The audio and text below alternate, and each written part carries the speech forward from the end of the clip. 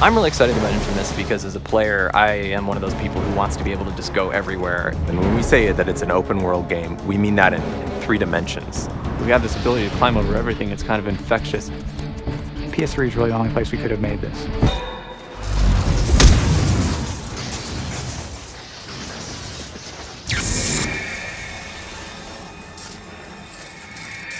PlayStation 3 is kind of like a very deep well, and I have never seen the bottom of it yet, performance-wise. So it's a pleasure to have that freedom, to create a game where you're really limited by your imagination and the hardware is not this roadblock that it used to be. It's a large, interactive streaming world with tons of characters, tons of content, and we certainly take good advantage of the hard disk that's there to be shuttling all this information in. But perhaps the most important aspect of it for us is the cell processor. It's this mind-boggling number of calculations that are going into how to get everybody's feet and body lean in the correct place. And on top of that, it's doing visibility, it's doing a whole bunch of our skinning and animation code, it's doing particle systems.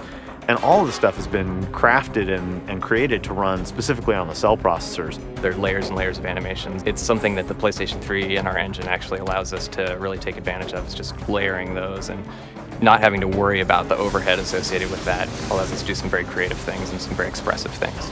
We really needed to have the power of the PS3 there. All the bandwidth we get out of the RSX graphics chip, the capacity of the Blu-ray.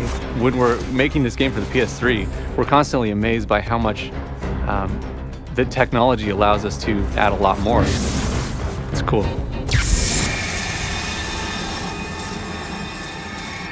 From the very beginning of the game, we knew we wanted a system that allowed Cole to just kind of master the city, to climb all over it. It's a jungle gym for Cole. If it looks like you should be able to get there, you can get there. And we really made it so that you have this feeling of playing a very live, kind of agile, panther-like character who really just is capable of going everywhere. Our goal was to let you grab and climb on anything you saw, but in a real city, there are lots of things you can grab. We have a debug mode in the game where you can turn on little displays to show you everything that Cole might grab, and it's amazing. As he moves along the rooftops, there's a sort of rhythm to his actions, and as a player, you feel it. You zip along, you jump, you repulse gravity a little bit, you grab onto a bit of a building, climb up, see an enemy, blast them off the rooftop, and keep going. And it's really addictive. Cole was an urban explorer before the blast, so he already had some physical abilities to climb, and he was obviously brave enough to do it. But now that he's electrically powered, he's even more able to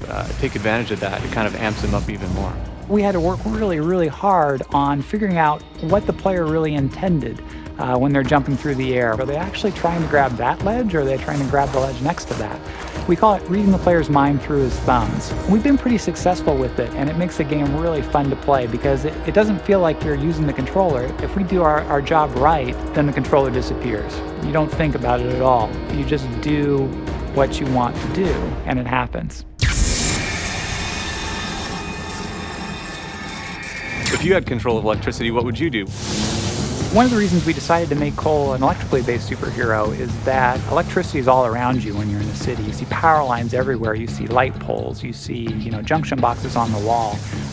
So wherever Cole goes, he's kind of really in his milieu. And our character draws electricity out of the power grid, and it fuels his powers. And of course, because we chose electricity, we could go really deep on that one subject.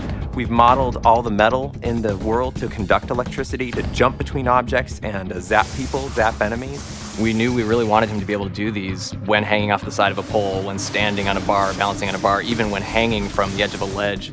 And so we really put a premium on making sure that he could do all those things and he could fluidly move from jumping and landing to immediately shooting. What we chose to do was pick the power for the hero around what would be really fun in a video game context, and then build the world and the guy's personality and everything around that one choice. Because we're making a superhero game, or a guy with superpowers, it really seemed like we need to give you this opportunity to be heroic, to make choices that were sort of for the greater good, at the expense of maybe something you might want.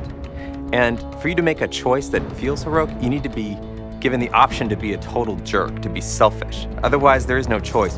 The more you use your powers for good things, you'll find that your powers start offering you opportunities to maybe be more precise with your attacks. On the flip side, the more evil you are, the more grand and destructive your powers will become kind of on a course way. And that's kind of our desire to really give the player this experience of, hey, it's the path I'm choosing that matters. The people in Empire City, the people that you're helping, they'll remember if you're a jerk. They'll remember if you're a nice person.